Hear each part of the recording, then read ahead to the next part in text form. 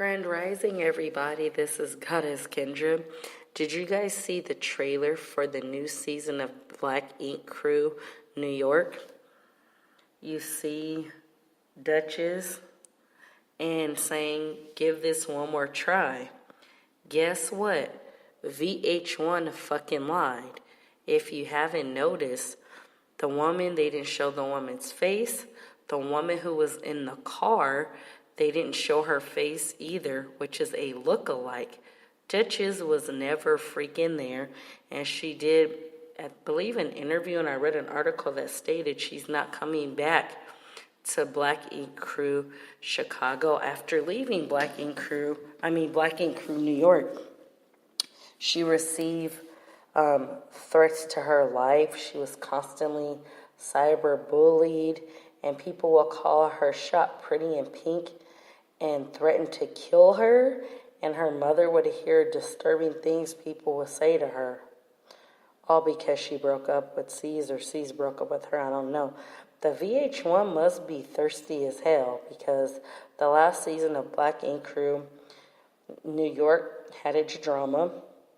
But why lie on Dutchess? In a way, she could sue the shit out of them, because it's like, if you're gonna, it's like, what do you call it? Defamation of character, or they're straight out lying on her. Now, I thought Black Ink Crew New York was getting the views. I don't understand why VH1 lied and made up a lie stating that Dutchess was going to go back to the show. Now, Dutchess ain't as kind of sweet as you think. For the record, she was telling people, me and C's ain't that serious. And I know she did it with, she had relations with at least 3 men. One was really trying to make him her man. I know she was with a football player and another dude. So Dutchess is not innocent by any means, but to threaten her life and all that stuff, like, what the fuck is wrong with y'all motherfuckers? Are y'all that miserable? She could go to the police and have y'all arrested. I don't take death threats serious.